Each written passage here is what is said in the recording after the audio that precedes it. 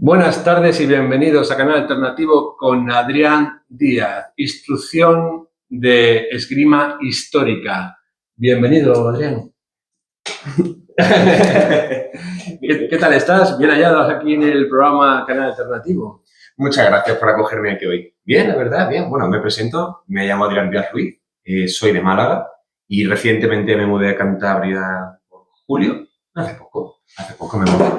Y nada, me he mudado un poco por cambiar de aires, un poco de todo, y también por el hecho de llevar a cabo este proyecto, también personal. Estamos hablando de un proyecto muy interesante que considera la esgrima histórica como un arte marcial. Ahí entro yo en conflicto, por lo poco que sé de las artes marciales. Esgrima histórica, espadas antiguas, arte marcial, ¿en qué momento se clasifica como modalidad deportiva de este calibre?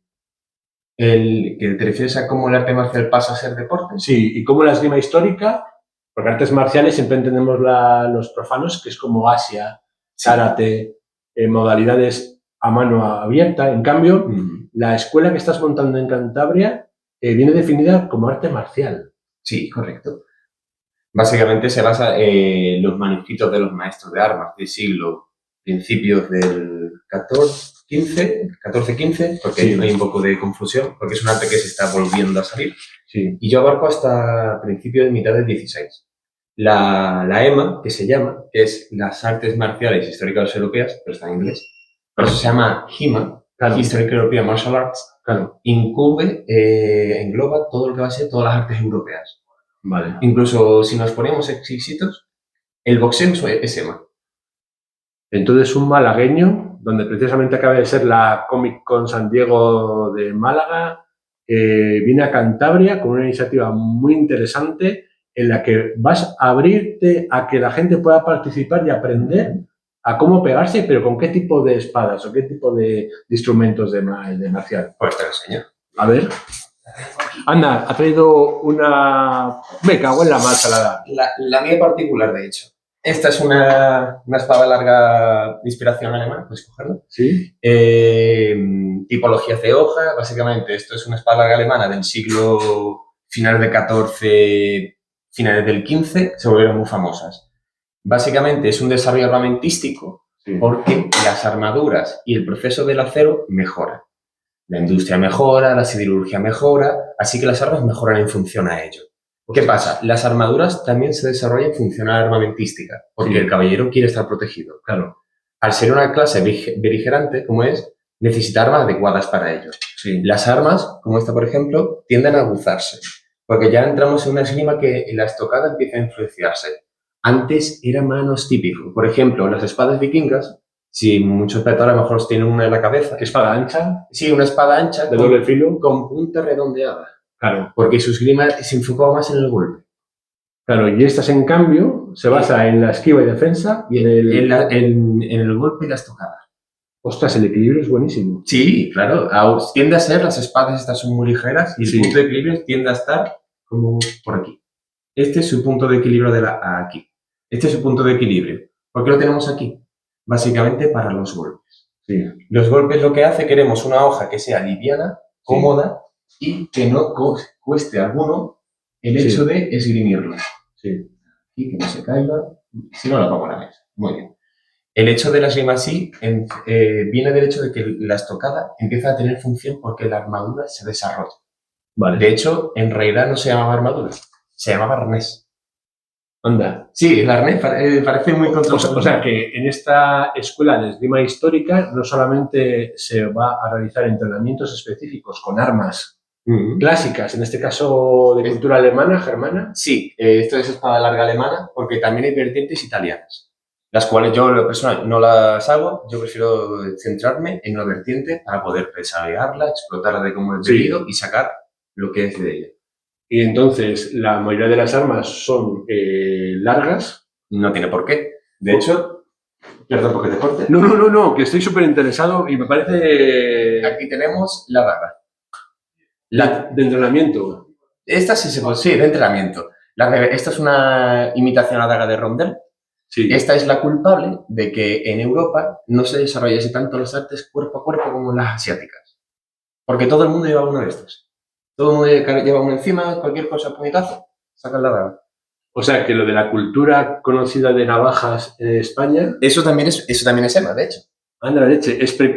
Viene históricamente porque cada país adoptó la esgrima o el duelo con armas diferentes. Sí, porque al fin y al cabo, en España, por ejemplo, el resto de Europa no lo sé, en España el hombre tiene derecho a llevar armas por las leyes germánicas. Jolín. Todo hombre tiene derecho a llevar armas. Arma de un filo, porque el caballero tiene derecho a llevar dos. Y eso es derivado de las coronas españolas. No sé si es Carlos V, cuando estuvo reinando reinos de Alemania y de Centro Europa. Sí, Carlos V es una influencia, pero en su época ya empezamos a ver una transición de estas armas largas a la ropera.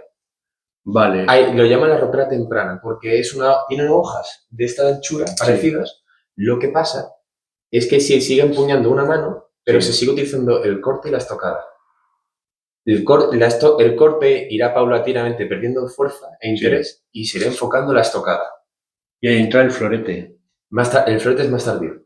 Ostras, chavales, es muy interesante Martia Virtus. ¿Por qué es Martia Virtus el nombre de tu asociación o tu grupo? En principio, yo espero que no haber confundido, que no se haya confundido la persona. Debería significar virtud marcial. Anda. O sea, que es una declinación en latín. Sí, porque el latín era muy típico. Sí. Y va a ser una iniciativa que se va a realizar ya inminente en Cantabria. Concretamente, ¿cuál es el emplazamiento o lugar de entrenamiento que habéis pensado inicialmente? De momento es en el Colegio Marqués de Estella. Vale. Estoy hablando con una persona para ampliar un poco el horario.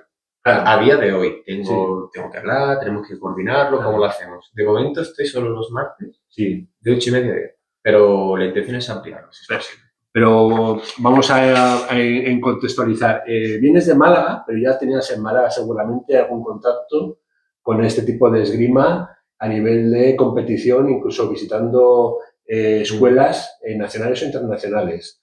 ¿Es tan potente la esgrima histórica y hay eventos en el territorio nacional, incluso en Alemania seguramente también?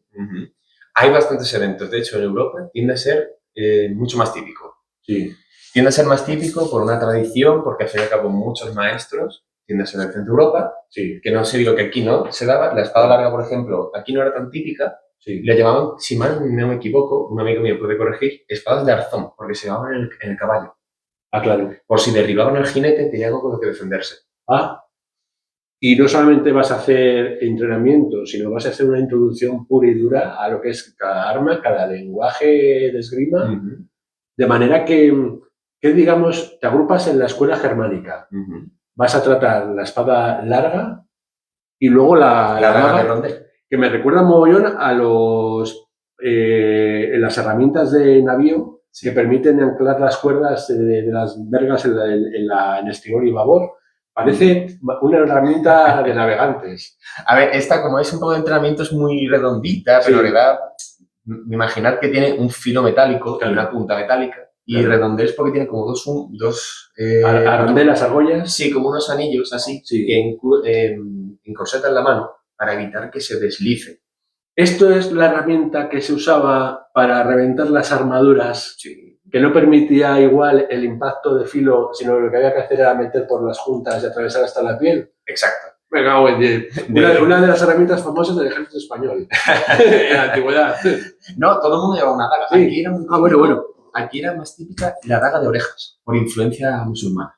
Ostras, claro. Era más típica esa. Pero la daga de rondel, sí, lo que se buscaba cuando los dos caballeros luchaban, hay mucha documentación, vídeos de un alemán muy interesante, es de hacer recreaciones no coreografiadas históricas. ¿Qué significa? Él lucha de verdad, claro, y llega al suelo. Con las dagas lo que buscamos siempre es buscar la axila, el ojo, la ingle, la rejilla del yelmo. Sí, buscamos siempre las aberturas de las manos, por ejemplo. Normalmente en el suelo siempre es, como tienen dos rondeles, porque están hechas cuando metes con la mano con la armadura, con el arnés, no se te vaya. Claro, porque no tienes sensibilidad. Tú haces así, lo agarras a ciegas y dices, aquí está. Por eso se lleva y normalmente suele ser, haces presión utilizando o la fuerza o tu propio peso. Claro. Pero eso ya es un combate diferente. Yo no me centro en ese. Vale. Yo me centro en lo que la vertiente Porque Alemania tiene dos vertientes. La vertiente Harmy-Fechten y Blockfechten. Yo lo traduzco, combate con arnés, combate desnudo. Yo combate desnudo. El desnudo no es sin ropa ninguna. Sin la protección del arnés. Exacto. Buscamos una protección ligera, ropajes, porque al fin y al cabo esto es una esgrima de duelo. Esto es una esgrima, al fin y al cabo, siempre digo lo mismo. Al toque. No, a la muerte. A la muerte, ostras. O sea, que digamos que esta arte marcial, en competición, a desnudo, que es con ropajes simples, sin armadura... Llevamos gambesones o chaquitillas modernas, vale, con caretas de esgrimas modernas. Eso es lo que he visto yo en tus redes sociales. Si alguien estaría interesado en documentarse y ver información, ¿cómo son las redes sociales y cómo poder acceder a esta iniciativa de Escuela de Esgrima Histórica en Santander, Cantabria? Pues a ver, yo lo tengo básicamente en Instagram, en Facebook, en YouTube. Tengo subido unos cuantos vídeos. Sí. Personalmente también tengo correo, tengo publicidad y cualquier cosa me podéis contactar a través de las redes sociales. Sí. Y en algunos carteles está puesto mi número de teléfono personal y podéis contactar sin ningún tipo de problema. O sea, que busquen Martia Virtus y donde vean el icono tu símbolo de escuela, ahí tenéis los enlaces de contacto. Entiendo que la esgrima y la práctica se realiza con medidas de protección. He visto algo en los vídeos que has colgado con las máscaras típicas de esgrima, pero sí, llevan cobertura de nuca, cobertura de cuello. Occipitales. Vale, y cuando he estado mirando las prácticas, me llama mucho la atención, sí, porque las espadas, sí, las capáis la punta, ¿cómo se llama? Las taponan, tachonan, la sí, protección, sí. En a mí lo personal no me gusta hacerlo, pero siempre teniendo en cuenta la protección del otro. ¿Qué quiero decir con esto? Que puede sonar muy... Oh, Dios mío, se mata. No sé. Yo busco, al fin y al cabo, un acercamiento al máximo posible, sí, entendiendo la situación actual y de todo. Sí. Con esto vengo a decir, las puntas más grandes, hay movimientos que no exagero que son hacer así. Claro. Solo este pequeño, mover la punta así. Al hacer eso, si las puntas son más gordas, se empiezan a enganchar, se chocan con la hoja. Ya no permite la esgrima tan delicada. Claro, incluso pone más en riesgo porque puede haber maniobras fuera de control. Sí, bueno, eso pasa más con la gente que no tiene conciencia o falta experiencia, que no pasa nada, que eso todo se soluciona. Sí. Pero hay que tener en cuenta esas cosas. Yo, por ejemplo, la punta no tiene filo ni punta, ninguna de estas, vamos, se pueden tocar perfectamente. Sí, estoy con cautela porque como todo, señores, chavales, personas en general, todas las armas de filo, ornamentales o de esgrima, hay que tenerlas con respeto y cuidado. Y como cualquier arte marcial, la herramienta de entrenamiento hay que conocerla y tener la consideración respecto al oponente.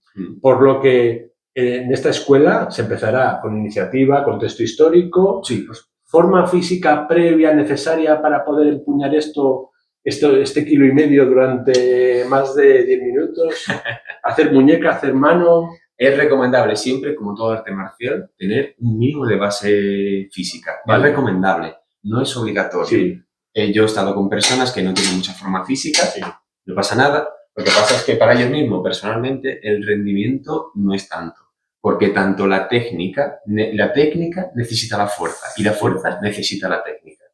¿Edades recomendables? ¿Público abierto? ¿Qué expectativas tienes de presentarlo a familias, público general, edades? ¿Cómo lo ves? A mí edades siempre me han gustado que vengan gente de 14 años en adelante. Yo, en lo personal, tuve un alumno que era un señor vasco jubilado.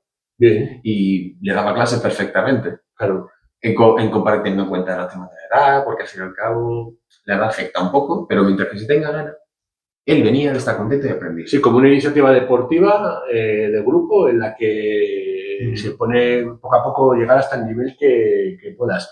La inversión inicial es necesaria, hay préstamo parcial de material, dispones de varias herramientas de entrenamiento tipo Gladius romano para poder practicar sin hacer inversión, o requiere esto tener ya que estudiar una inversión inicial de equipamiento como el que compre una bicicleta, unos patines o unos guantes de boxeo. ¿Qué es lo que recomiendas o qué esperas al respecto? En Martia Virtus ofrecemos el material de préstamo que haga falta. Mira. Dagas hay, espadas, no de metal, pero sí hay simuladores de nylon, que son muy semejantes. ¿Polipropileno? No te sé decir. Sí, es un material negro oscuro. No, es blanco. Blanco, pero que es un material de entrenamiento específico, resistente a los impactos. Sí, súper flexible, de hecho. Mira, mira, qué guay. Es muy flexible, pero tiene proporción histórica, peso y equilibrios iguales.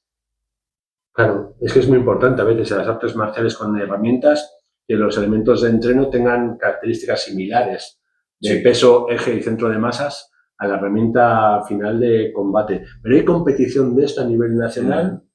Estimación de presentarse o de poder acudir después de un año de arduos entrenamientos en el que la gente diga nos vamos a Francia, chavales, a competir. ¿Cómo lo ves? ¿Qué hay por ahí? Sí, hay torneos. De hecho, en España no es tan típico porque en España hay como una vertiente más marcial que a personalmente me gusta más. Sí. Y en Europa sí se destilan más los torneos. Sí. Tiende a ser mucho más común. Lo que pasa es que cada torneo organiza como quiere. O aplica sus normas, dice esto es así, así, y que el otro lo haga como uno quiera. Baremo de puntuación, tiempos de combate, formas de tocado, etc. Yo tuve una pequeña discusión con un amigo austríaco mío, que estábamos presenciando un torneo en Múnich y hubo un momento en el cual las hojas, esto es importante que se sepa, las hojas todas flexan, pero por el filo no, pero por el plano sí. Sí, flexan todas. casi siempre. ¿Qué pasa? Hubo en ese momento en el torneo un golpe al torso con el plano y la hoja hizo así. Y lo contaron como punto. O sea, contaron el contacto de punta doblada. No, hoja. Ni siquiera fue punta. Ostras, bueno. Y claro, ahí mi amigo Simón y yo estamos diciendo, es que para estos torneos no me gusta participar, porque si la hoja te hace así, en la vida real ni siquiera te haría nada. Claro. Porque la hoja flexa pierde toda su fuerza. Es más, te daría como si fuese un palo. Te daría el canto. Perdón, el canto no, la parte blanda, la parte... Sí, es que flexa, pierde toda la fuerza. Es como si tienes una toalla fuerte, ya está. Claro. Y esos algunos sí lo cuentan, entiendo que es un combate difícil de presenciar. Sí. Porque, de hecho, antes se arbitra con 4 personas. Tiene que haber uno en cada extremo, hacen un cuadrado, y en cada extremo hay un juez. O sea que digamos que la versión de esgrima tradicional olímpica, que va con sensores, que va con toque eléctrico, por lo que no hay duda, y es el toque. Ahora, si hay dudas, aquí no hay. Aquí no hay, aquí es toque y tal. Vamos a intentar calificar este tipo de esgrima. No es una esgrima artística de exhibición floral.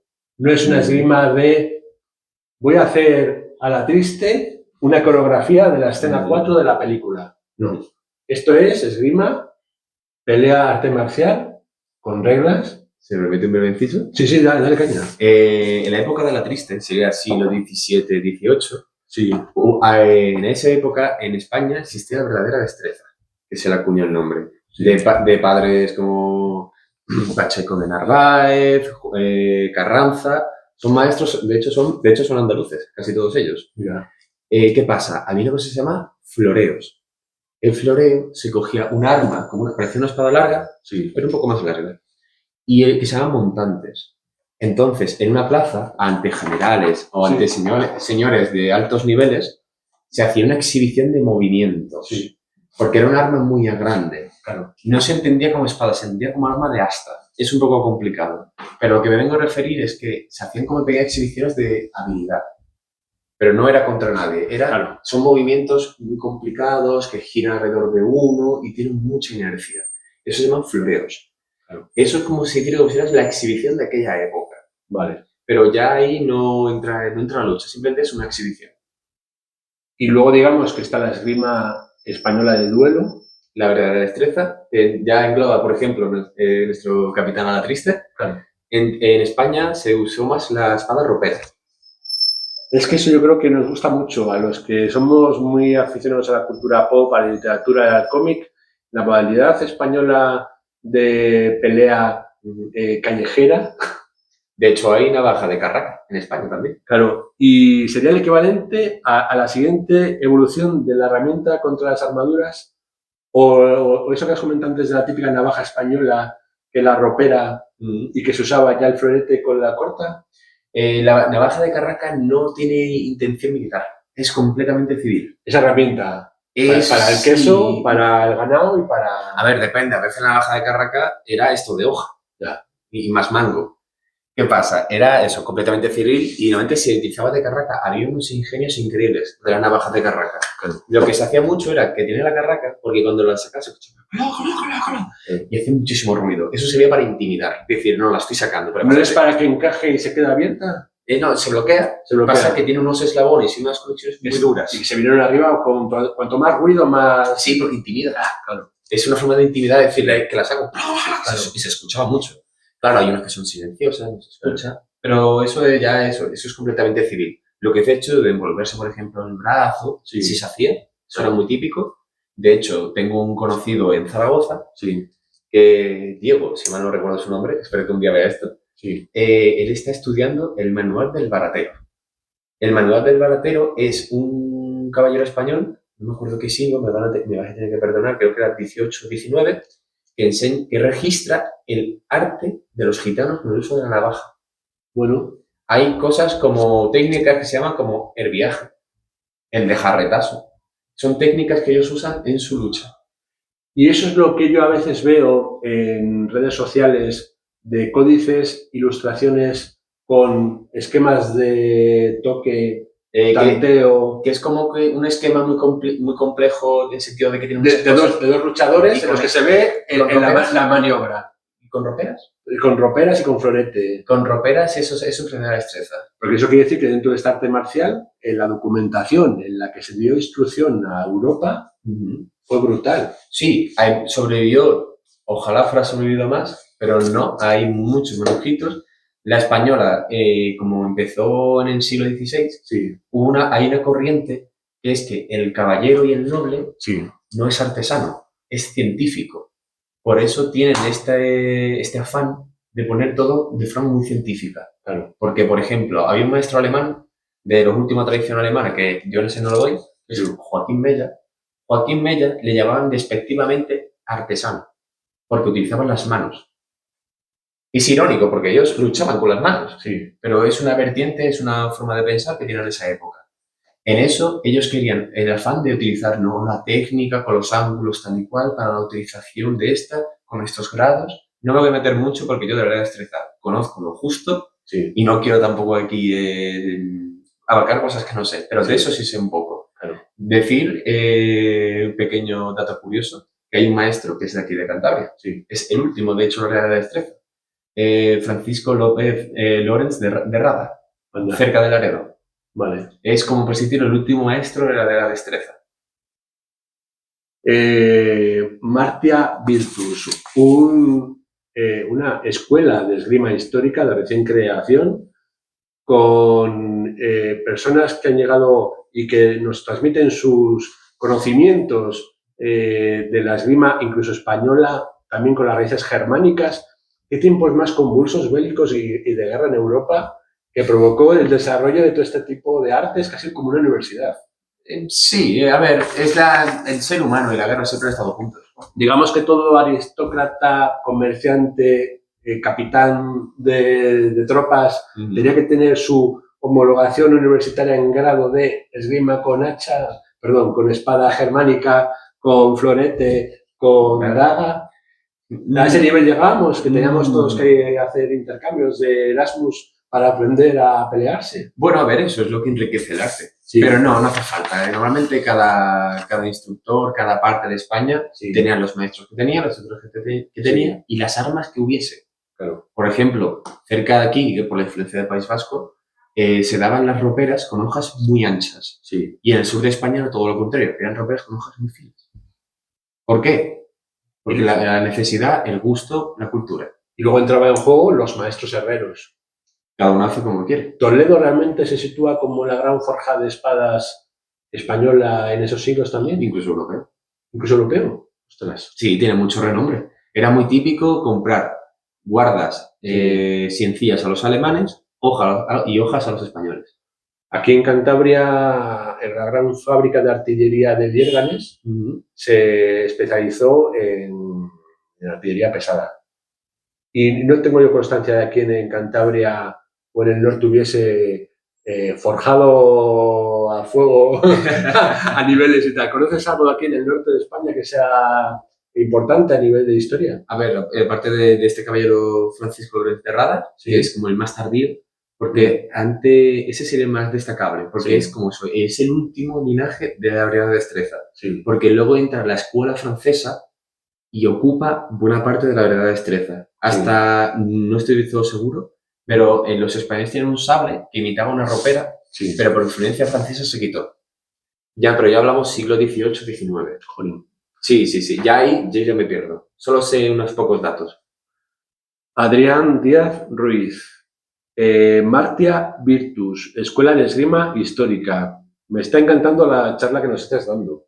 Si alguien estaría interesado también como organismo en que fueses a dar alguna charla o ponencia, ¿también las puedes dar? Sí. Porque creo que estos son unas charlas temáticas muy, muy interesantes, vamos.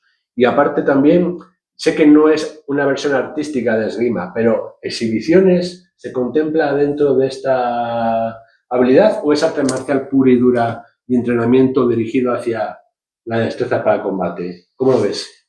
A ver, dentro de todo este movimiento que ha surgido, existe también la esgrima cinematográfica, si no confundo mal el nombre, Sí. que se centra en el uso de armas históricas, con técnicas históricas, pero que sea visible al espectador que no entienda. Hay esa vertiente. De hecho, hay un chico, Aldán, de Galicia, que lo está llevando en España. Es el que más conozco yo personalmente y lo está llevando más a cabo. Sí. Hay un grupo de la República Checa que hace unos espectáculos muy bien coreografiados, con ropajes históricos. Claro. Es una delicia de ver, sinceramente. Yo lo veo, digo, el que no entienda se queda sorprendido porque yo lo veo y digo, está bien hecho. Sí. Porque siguen técnicas históricas, se permiten una licencia 2 para que el combate se distienda un poco, pero es un combate muy entretenido de ver. Yo, en lo personal, lo que puedo hacer, lo que tiendo a hacer, es si alguien quiere que enseñe, lo que suelo hacer es una clase y los alumnos, y yo incluido también, hacemos unas tiradas, luchamos un poco entre nosotros, mostramos un poco cómo es. Vale. No pretendemos decir lo que no es, simplemente luchamos, esto es así, así. Y intentamos cubrir el abanico de técnicas, que es muy extenso, claro, y a veces no da todo, pero por lo menos para enseñar una breve pincelada de cómo es. Se nota mucho en la esgrima, con la experiencia que tienes en tratar con gente diferente de muchas comunidades autónomas de España y tal, se nota mucho la diferencia entre personas que igual, como los cántabros que jugamos a las palas, las familias que juegan al pádel, gente que tiene relación con raquetas y deportes de pala, en el uso de la esgrima, porque ya tenemos cierto juego de muñeca jugando a deportes de pala y pelota, ¿se nota esa diferencia? Bueno, ¿o te da igual?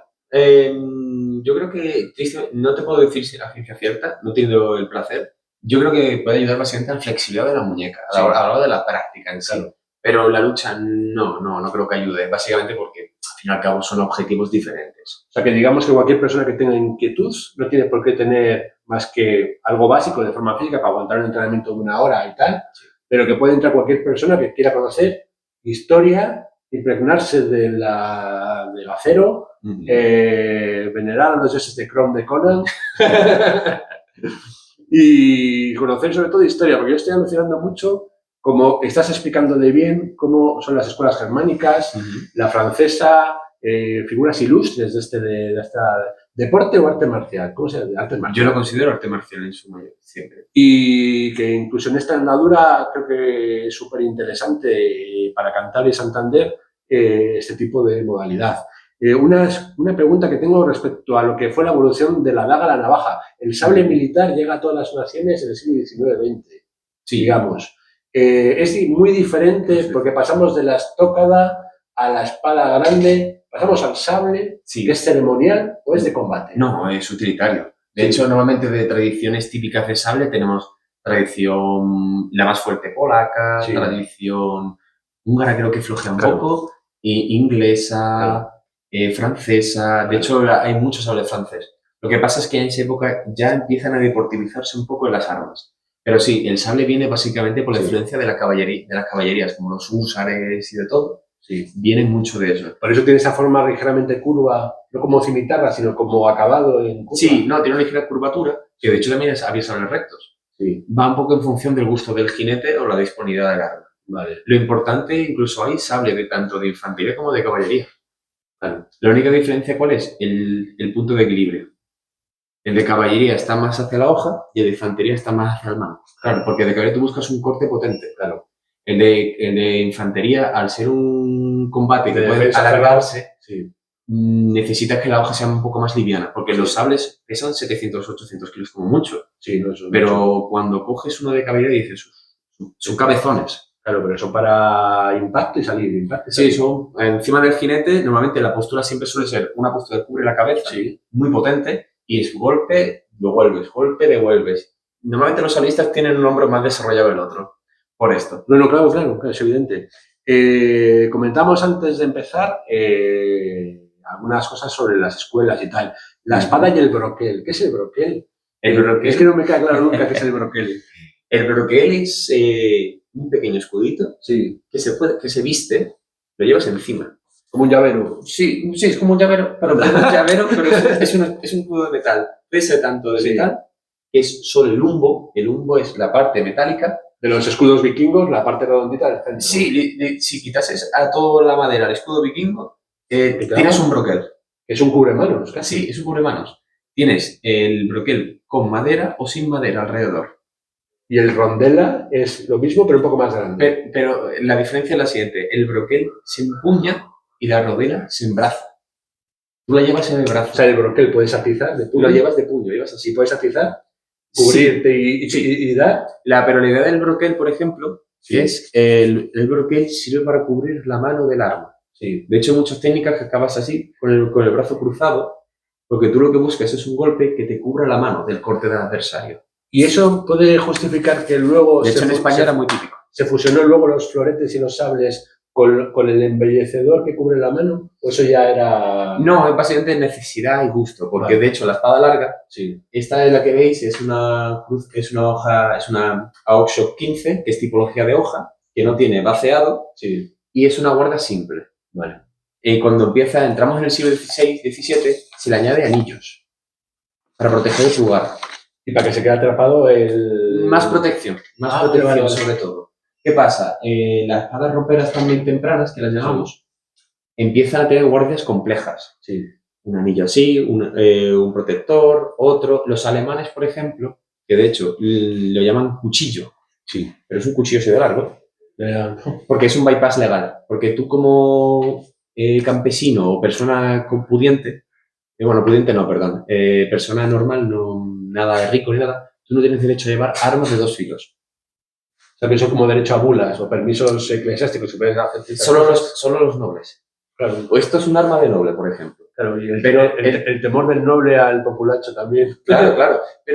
Pero el campesino tiene permiso de llevar un cuchillo. Claro, dicen, ¿cómo quieres el cuchillo? Así de largo. Para el pan, la hogaza de pan es muy grande. La hogaza de pan es muy grande, es que hay que cortar mucho. Claro. Y claro, solo tiene un filo. Sí. Pero hay un bypass legal, luego tiene un pequeño contrafilo, muy pequeñito, y tienen protecciones o muy simples o muy complejas. Todo esto lo explicas en las clases que vayas a dar, me imagino. Sí, comento estas curiosidades, sobre todo. Yo no hago eso en alemán se llama Messer, que es Messer, que es cuchillo. Yo no hago eso, yo conozco grupos que sí lo hacen y son muy profesionales y los recomiendo encarecidamente, pero yo me centro en espada larga y rondel. Vale. Porque, como dice el refrán, el que mucho abarca, poco aprieta. Digamos que de una manera coherente y sensata te vas a centrar inicialmente en 2 prácticas muy comunes en Centro Europa en los siglos XVIII... No, del 14 al 16. Del 14 al 16, vale. Pues chavales, Martia Virtus, una escuela de esgrima histórica al lado de casa, con un profesional, como estáis escuchando, Adrián, que nos va a mostrar lo que nosotros a veces solamente vemos en las series de televisión, películas o los que tenemos aficiones históricas o relatos antiguos y de manera física. Para los que les guste el acero, los que les guste estar en forma física, los que simplemente quieren descargar la adrenalina en grupo, tenéis aquí una ventaja brutal. Contactar contigo, hemos dicho, en las redes sociales. Sí, sin ningún tipo de problema. Ahí tienes el contacto, mensaje interno, teléfono de contacto incluso para más información. Sí. Y el primer entrenamiento o la primera quedada que vas a hacer ya en el lugar que nos vas a recordar otra vez, ¿cuándo va a ser? En el Colegio Marqués de Estella. Pero no es que ya ha empezado un poco el grupo. Sí. Y la primera clase no hay ningún tipo de problema, puedes venir, se prueba. O sea que pueden, aunque no se haya apuntado nadie, pueden presentarse por allí, echar un vistazo. Agradezco que avisen, porque si quieren participar para llevar el material necesario. Avisar, chavales. Solo eso, no pido más. A ver, se puede expectar sin ningún tipo de problema. Sí, pero la verdad es que es una iniciativa muy interesante. Pues no sé qué más comentarte, que la esgrima histórica EMA es la Historical European Martial Arts. Y hemos hablado que has estado hace poco en lugares, no sé si era Galicia o Alemania, ¿dónde has estado? Yo me he movido bastante. Sí. Lo más reciente es que he estado en Galicia, he estado en Coruña. ¿Y qué tal? Muy bien, la verdad. Un tiempo agradable para mí personalmente. Nos rivalizan en tiempo los gallegos. No, muy bien, hacía fresquito, me gusta. Sí. Y me gustan esos eventos porque, sobre todo este ha sido un poco más internacional. Conozco unos chicos alemanes y de todo. Sí. Y yo, en lo personal, he estado también en varias veces en Viena, en Dijon, en Múnich. Sí, me he movido bastante, he tenido bastante recorrido. Vale. Y ves un poco también el paradigma y ves diferentes puntos de vista. Hay gente que contempla la EMA un poco más relajada, sin problemas, un deporte, un entretenimiento. Cada uno es libre de hacerlo como quiera. Luego, siempre digo lo mismo un poco, no es ni por decir nada malo, pero es verdad que cuanto más al este de Europa te vas, menos importa tu seguridad. ¿Estás diciendo que los países del este son más burros? Entre comillas, lo digo yo, Puede llegar a serlo. Pero digamos que aquí lo que vas a realizar va a ser de una manera segura. No, por supuesto. Con las normativas de la EMA y siendo consciente de que un arte marcial como todas es una responsabilidad por todas las partes. Sí, por supuesto. Claro. Como un arte marcial siempre hay un pequeño peligro que se ha de mitigar con la práctica, con la calma, con el intento de la perfección. Sí. Nada es perfecto, la lucha nunca saldrá como queremos, a veces sí, pero no siempre. No, cualquier deporte. Es que hasta los que nos están viendo esto que juegan al pádel o que juegan al ajedrez saben que a base de constancia, tranquilidad y entreno se va mejorando muchísimo. Pues nada más, bienvenido a Cantabria. Sí. Que tengas mucha suerte en esta andadura, tienes nuestro apoyo, nos parece súper interesante esta mezcla de entreno, historia, acero, forma física. También tiene implicaciones mentales, que es algo que me gusta y mucho en las artes marciales, que te ayudan a trascender uno mismo. ¿Tú notas que en la esgrima pasa como en otras artes en las que las personas evolucionan a nivel mental, además de físicamente?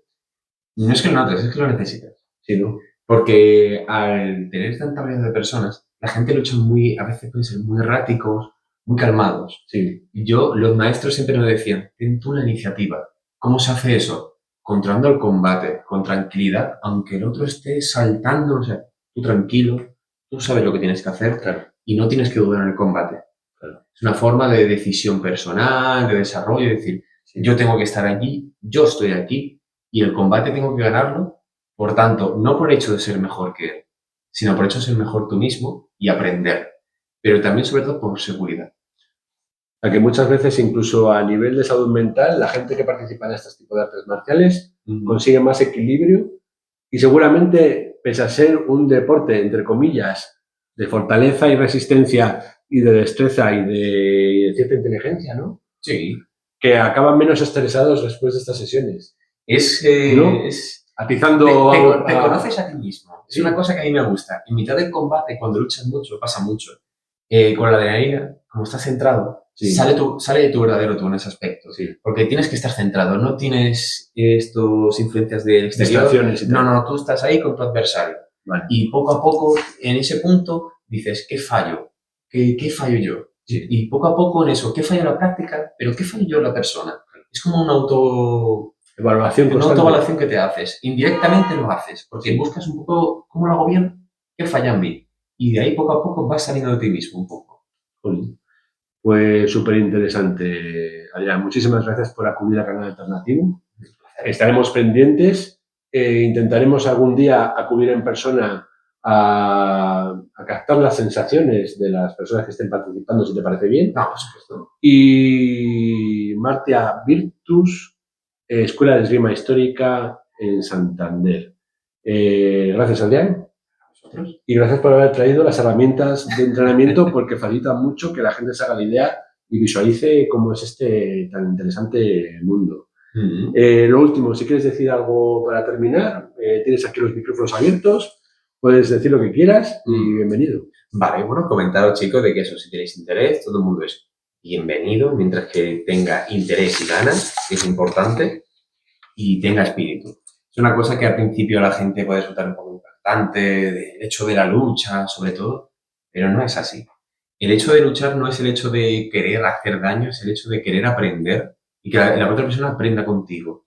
Eso, aunque no lo queramos, es un arte marcial y compartimos nuestro tiempo, nuestra energía, incluso nuestro interés con nuestras personas, y eso crea una comunidad a veces muy bonita, muy agradecida, que suele ser muy típico al final de un combate, pues un abrazo, lo has hecho genial, no sé qué, y crea un sentimiento de comunidad muy bonito. La verdad que yo, lo personal, me parece algo precioso. Como gente que a lo mejor no eres capaz ni comunicarte 2 palabras, te pegan 2 hostias y luego dices, oh, tío, lo has hecho genial. Es algo bonito, es algo que me resulta precioso.